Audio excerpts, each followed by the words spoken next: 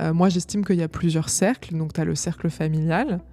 Peut-être que c'est pas le cercle familial, parce que ça se trouve dysfonctionnement ou quoi, ou caisse, ou très gros conflit. Ensuite, il y a le cercle peut-être des proches. Moi, j'inclus là-dedans les amis, les amoureux, les amoureuses. Et ensuite, il y a un troisième cercle auquel on y pense finalement pas tant que ça. Là, moi, c'est ce que j'appelle la communauté. Et c'est ce que j'appelle la santé mentale communautaire. C'est-à-dire toutes les personnes au sein de la communauté qui vont pouvoir jouer un rôle dans la santé mentale. C'est-à-dire, la communauté, ça peut être, par exemple, je suis étudiante, il y a un prof à mon université à qui je me sens de me confier. Peut-être que ça va être ce prof-là.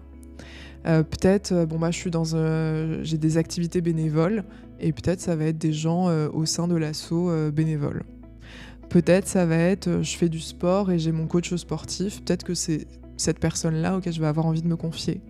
Peut-être, je sais pas, je suis une personne âgée, la seule personne à qui j'ai, c'est voilà, mon boulanger, à chaque fois je le vois, peut-être que ça va être cette personne-là.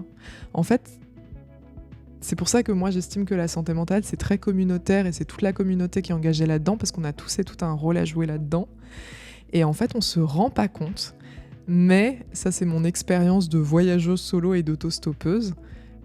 Tu vois, quand je faisais de l'autostop, c'est beaucoup plus facile de se confier sur sa vie à des personnes qu'on connaît pas du tout, dans des rapports très éphémères, parce que moi j'ai l'impression qu'on sait qu'il n'y aura pas de conséquences dans la relation vu qu'il n'y a pas de relation.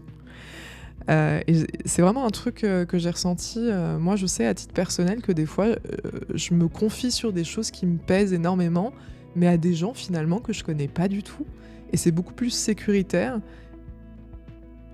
Et il faut peut-être aussi un peu penser à ça. C'est-à-dire que peut-être que des fois mes potes, c'est pas les bonnes personnes. Peut-être que ma famille, c'est pas les bonnes personnes, et peut-être que la bonne personne, ça va être je vais coworker dans un endroit assez régulièrement, ça va être le café, le gars qui me sert mon café à chaque fois que je vais coworker dans cet endroit-là.